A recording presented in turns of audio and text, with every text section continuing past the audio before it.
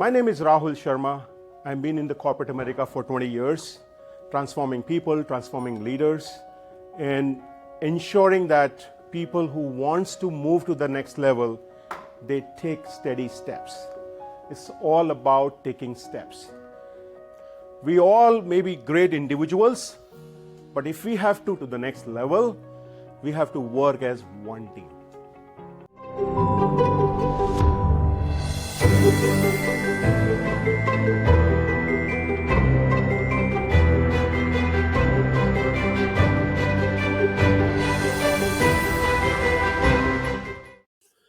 Before we get started, a quick note.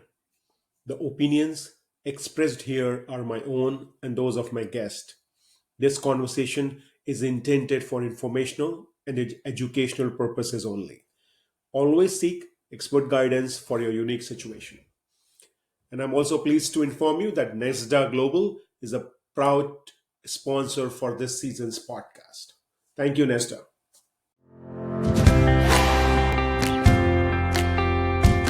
Ever wondered what it's like to have an offshore team working for you right here in the Philippines? I work with a Canadian client. NESDA provides me everything from workstation, a stable internet, and HR support, and a team that feels like family. Working with NESDA's workforce outsourcing team is fast-paced, exciting, at times challenging, but that's exactly what makes it rewarding. It's an opportunity to collaborate with people from diverse culture, gain new knowledge and skills, and be part of a team that supports clients across the globe. We are NESDA Workforce Outsourcing. Thinking of expanding your global team? Email us at contactus@nesdaglobal.com. Hello and welcome to another episode of The Climb, the Confident Leader podcast. I am your host, Rahul Karan Sharma, where I share stories of leaders from moving invisible to becoming an influencer.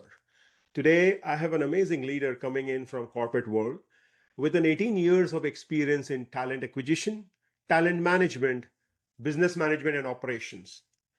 He is also a certified purpose coach, specializing in neuro-linguistic programming and emotional intelligence, with a passion to empower people and teams on a transformational journey. He's a leader who leads with purpose. Ladies and gentlemen, please welcome Arjun Sharma. Arjun, welcome to our show. How are you doing today? I'm doing good. Thank you so much for having me, Rahul. It's a pleasure to be here. And it's almost 15 to 20 years that we have knowing each other. So I'm glad that we are able to connect on this platform, Arjun. I would love, mutual, Rahul. yes. I would love you to share about your leadership journey to our audience, how you started and from where you were and where you are today. Enlighten us with your leadership journey. Sure. So this might surprise you, but I was an accidental leader actually. So when I started my corporate journey back in maybe 2007-8, I never really aspired to be a leader, right? But leadership somewhere happened. I was probably just as a part of my job was kind of helping mentoring someone, and somewhere my managers, my supervisors saw that leadership capability, and they kind of offered me the role. And that's where my leadership journey started back in maybe 2011-12, right? Mm. So to talk about my journey, I started off as a marketing executive. Actually, I was not always in talent acquisition, and I was kind of looking for my industry or for my passion or where I will belong. And talent acquisition happened to me back in 2007. I started off working in the US recruitment, and since then I've never not looked back from talent acquisition. I knew that it is something that I'm passionate about. I love doing it. So Mhm. it's been almost 17 years into talent Wow. acquisition. So from there, from started off as a full desk recruiter, doing sales as well as recruiting, and then later on moved full time recruiting into 2009. And post that, I did hands-on recruiting for a few years. Was a talent acquisition professional, and 2012, as I said, right, I got that opportunity, and I became a leader. That's where I started learning the nuances of leadership, started leading the teams, managing people, one portfolio, bigger portfolio, so on and so forth. And right now I manage a portfolio that entails hiring for projects, ramp up hires, and from there, I learned a lot during this journey as a leader. Learned a lot, right?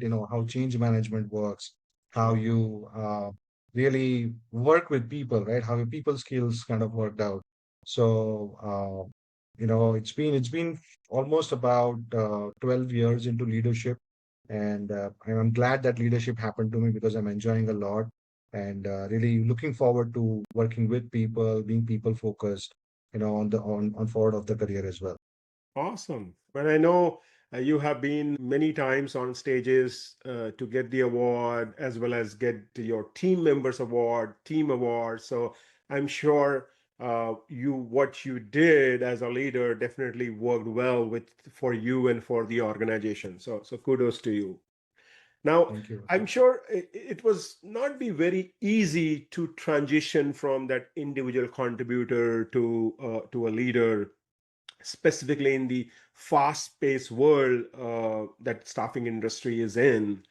Uh, Let me know or let us know rather, what kind of mindset shift you had to take, you have to do to move into this transition. Enlighten us. Absolutely.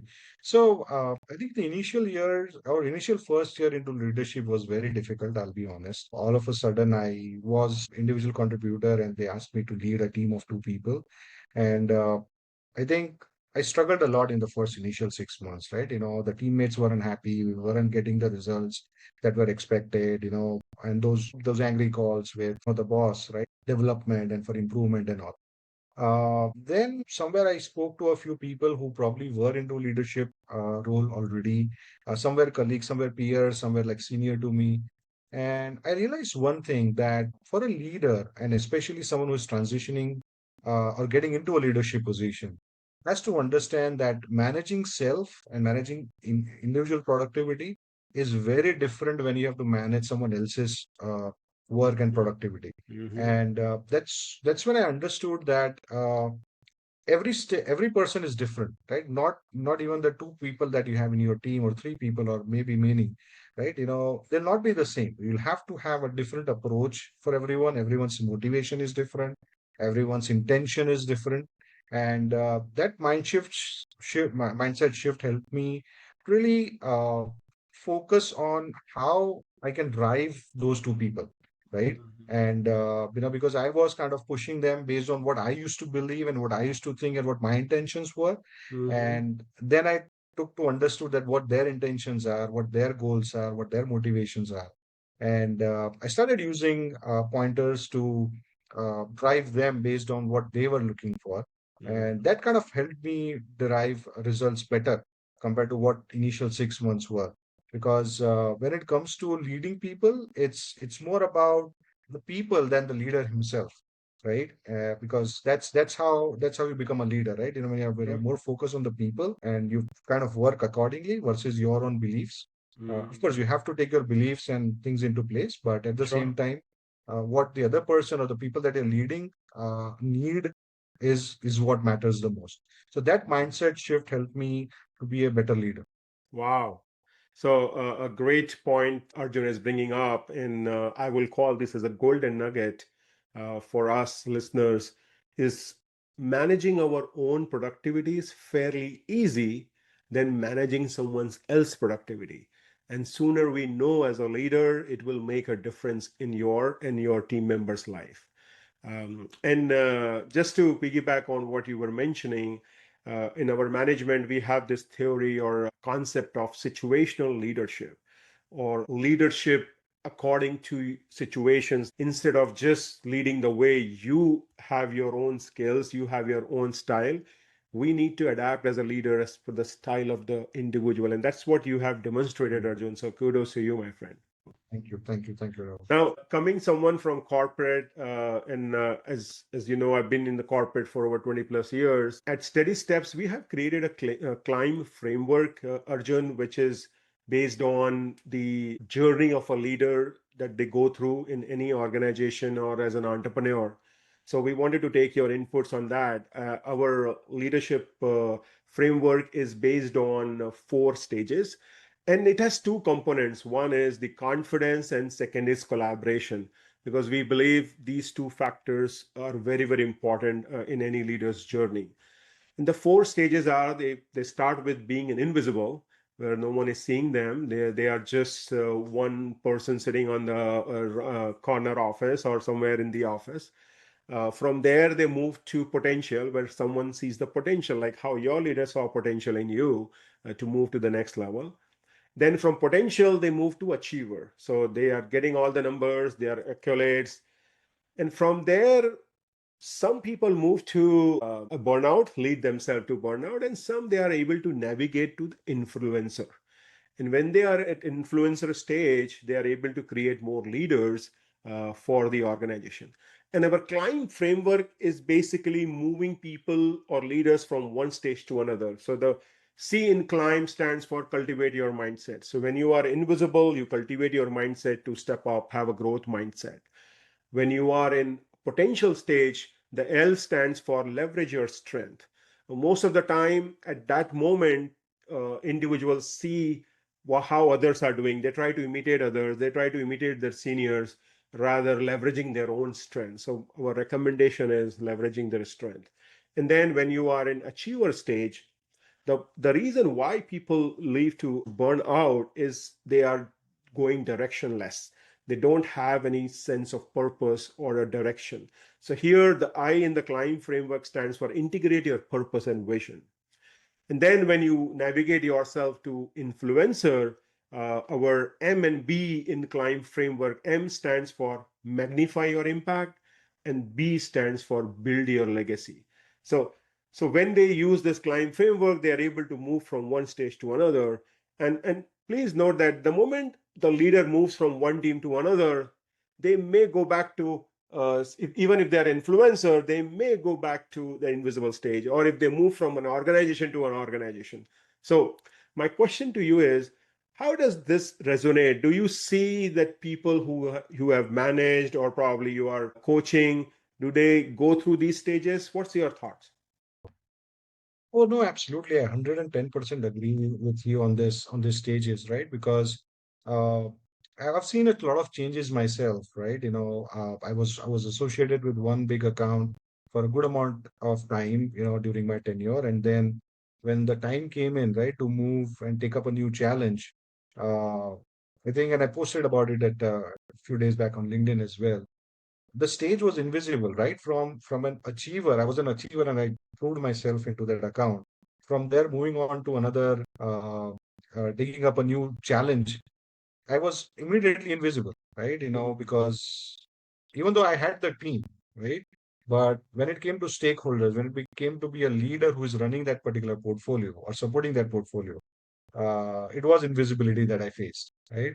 And of course, I built the confidence there. I took up the nitty-gritties of the portfolio. I looked at how things are to be required and slowly moved to that achiever and eventually to an influencer phase. Thankfully, it wasn't a burnout for me because there was a lot of development that used to happen, and the progress was good. But yes, I do remember that at one stage, I would like to mention that I did face a burnout, right, when I was making another change to another portfolio. And it was a very tough stakeholders to work with.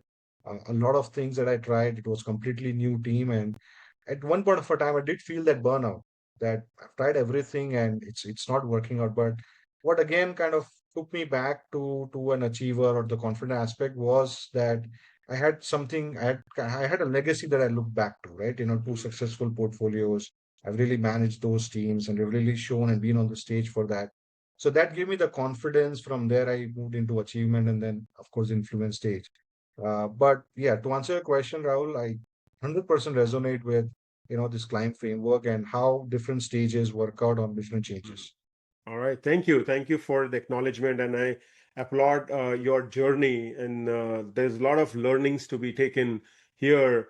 That how and I think you just mentioned about how you were already successful, and the moment a portfolio got changed or your client got changed, you again move to invisible, and then you have to step up and then bring that legacy again, and you have to back on your legacy. So thank you for sharing that story. Now, you mentioned about LinkedIn. So I do see that you are become very active on LinkedIn. I like your post, I admire your post. And I also noticed that you are moving into this career development coaching. You got your certification done. For you having a very successful corporate career, what inspired you to step into this career development coaching that you are doing? Okay. So it's an interesting story, right? I was just sitting and I don't remember where I was sitting or what I was doing, but it was that one quiet moment where I was just reflecting on, some thoughts and some things going on, and I was thinking of, when you mule over, okay, what do I want to do next, or what is the future? How is my life going? um, I got a call from one of my relatives, and they were asking for some question, some suggestion for their uh, kids. Next step, right? And he had done his MBA. What should we do? Is there a job within your company? So on and so forth. And as usual, I kind of gave them the suggestions. As I completed the call, I kind of realized that this happened very often with me, right? People coming in for suggestions, people asking, and not just relatives, right? In office, people who are not in my team would come in and ask and discuss their problems, discuss their suggestions, discuss any point that they're stuck at, and they would ask that, hey, what is your opinion? Mm-hmm. And somewhere developing on that thought, I realized that I am good with helping people. And Mm-hmm. that is something that I enjoy because I never like, I mean, there are few things that you do where you don't really realize the time passing by. You probably Sure. sit down and you spend 30 minutes, but then you realize that, okay, 45 minutes have already passed, right? So I realized that, okay, it is all kind of working out for me in terms of what I like to do, what I enjoy doing, and then I have the flow in, right? That's something that I enjoyed. And from there, I decided that, hey, you know what? Coaching is something that kind of combines all of this, not just, and not just helping people, Mm-hmm. but more about guiding the people who probably were at one stage at my level, who were looking for that guidance but probably did not have access to or could not really figure out what they want to do. So really being that person and helping them out was something that kind of stuck with me. And Wow. that's where I decided that, coaching is something, career development coaching and leadership coaching, because that is something I've learned so far from a Mm-hmm. talent acquisition and leadership career. It's something that I can help or work with, individuals and, probably make it my career on a long-term basis. So Wow. that's how it happened.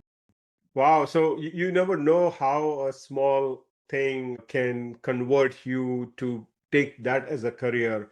And you're doing a very noble cause, because I know today's generation, they are stuck. They don't know what to do. They're not decisive about their career choices. So someone like you who can share your experience, share what will work, what may not work, will make a difference. Now, so I know you work with a lot of students, a lot of entry level talent. In your experience, Arjun, what are some of the mindset gaps you notice specifically in the young professionals who are entering the workforce? Okay. So if I put it in very layman terms, the seriousness when like the likes of us or maybe our younger brothers or cousins graduated versus the people graduating now, the seriousness is missing, right? Because somewhere they have gotten all the leverage in their life, right? They have a good house, they have a good phone, they have internet connection and everything, right? So somewhere that thing to achieve or do something, right, is somewhere missing because I see people or students not putting in that effort, right? Uh, in terms of developing their career. And when the rubber hits the road, when they're out of the college, they're kind of clueless as to Mm-hmm. what to do. So that's one aspect. Another aspect is that they also, uh, there's a lot of options available these days, Mm-hmm. right?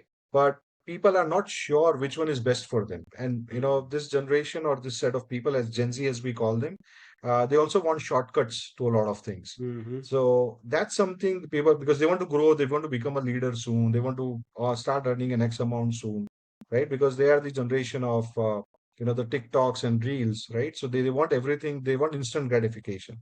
So while that is all possible in a corporate career as well, you know really that guidance is needed, that how they can do it quickly versus, putting in the thoughts around it and then kind of jumping from one option to the other. So that's what I find with these people. The seriousness is a little lacking, but that can be guided, and plus instant gratification that if can be worked out without they jumping option to option, that would be helpful for them. Very good. And so, what I am learning from this is yes, lack of seriousness is there, but again, it is a generalization. It's not something that all the young force, but that is a Of course, generalization. of course. And what happens is for guidance, you need to ask for help. So this is a very common notion that people think that asking for help is a sign of a weakness. Well, I believe that asking for help is a sign of a strength. That when you ask for help, you are not seen as a weak person, you are seen as a stronger person because you are able to make things up. And it's not about just asking for help, but when you are asking for help, you're also doing that self introspection, knowing that you need help. That is the first thing, and then the second step is going and asking for help. So thank you for sharing that input. The other piece that is coming to my mind, so if our episode are being is broadcast in a college, let's say students are listening to us or entry level talent is listening to our episode, Arjun, what are some advice or tips you want to give to them so that they prepare themselves for the real world? One is the student coming from campus to corporate, and second, the person who is already in the corporate world didn't had a chance to review our podcast because it was not released back then, and he's already or she's already in a corporate world. What would be your advice for them? How they can really make an impact? So I have something powerful I would want to share is for any student or any initial person who is an entry level career or is an entry level at his career. I think your career is a startup. That's the mindset you need to have, because just like startup needs a product, they need a go to market strategy, they need a runway, they need a pivoting possibility, and the founder is at the core of it. So if you really treat your career as a startup and take the ownership right from the start, right? Identify your skills. That's your product. Your skills that you have, will become your product.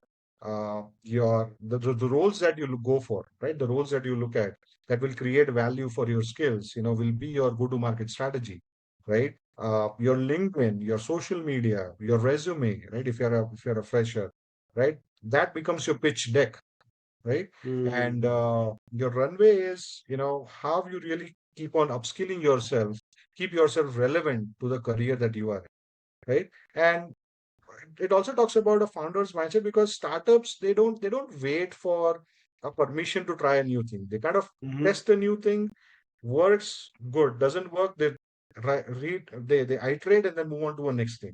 Sure. That's exactly you probably can do with your start, career as well, and take that ownership to kind of work out as if you're developing your career as a startup and go from there. That's the Mhm. advice I would like to give to anyone who is starting off his career or is already in the initial times of his career. Awesome. Great advice. And one thing which is coming to my mind around the startup culture that you're talking about is yes, they do iterate, they change and they develop the process, and they also have this concept of fail fast. So if you have to fail fast so that you can really improve, because failure always teaches you something. It's a lot of learning that happens when you fail. So great points. A lot of golden nuggets being dropped in this response from Arjun. Number one that I am taking away from this response is take ownership of your career. There is no one between you and your career except you. So if you think that, okay, my manager will do this, my father or mother will do this, my company should do this, yes, they are all good. You should think, but again, the ownership lies on you. So take care, take ownership of your work, take ownership of the career that you are building for yourself. So thank you, Arjun. Now, Arjun, before we are coming to our end of our segment, but before we move to our rapid fire round, what's next for Arjun Sharma, personally, professionally, that excites you right now? So yes, I am the journey that I am trying to I'm getting on to, right? I've just started it was is the career development journey and the coaching journey that I'm looking forward to working with institutions, working with students, working with entry level professionals, and really being the guide that probably I did not have when I was in that particular stage. And just using my experience, using my knowledge that I've gathered through the certifications or my 18, 20 years into corporate, and really trying to guide and help develop someone's career. Because for me, it's not just about making coaching a career and earning money from it. I do realize that, once you probably make one person's career and it kind of helps the entire family of that person. And that's the mindset I want to have while I begin onto this coaching journey, and really excited about this aspect of my career. Awesome. I know you're on a path to really make an impact. And it is not just an overnight decision. I'm sure you have thought through, you are preparing for that next step. As I mentioned earlier, you are a certified purpose coach, a specialization in neuro-linguistic programming and emotional intelligence, which are very, very good tools to have when you are doing this career development coaching. So kudos to you and wish you very good luck for your next move, my friend. I understand that this is more in transition, but looking forward to seeing more and more leaders coming through your network. Uh, Now, moving to our rapid fire. So we have 5 questions that will be coming your way, Arjun. Without spending too much of time, without thinking, I would like you to give a response to these questions. Okay? You ready? Okay, I'm ready. Awesome. The first one, a quotation you live by. Hard work beats talent all the time. Hard work beats talent all the time. Wow. Uh, are you a morning person or a night owl? Night owl. Okay. What's one leadership skill would you wish someone had taught you earlier? I would say articulation. Of course, communication is something that goes beyond is a broader aspect, but to really articulate the idea is the key when Hmm. you're a leader and really passing on that message. So articulation is that one skill. Okay. Okay. Uh, Chai or coffee before high stakes meeting? Chai, chai. The last one, if your career were a Netflix series, what would be the title of season one be? It's a tough one, but I would say change champion. Change champion. Wow.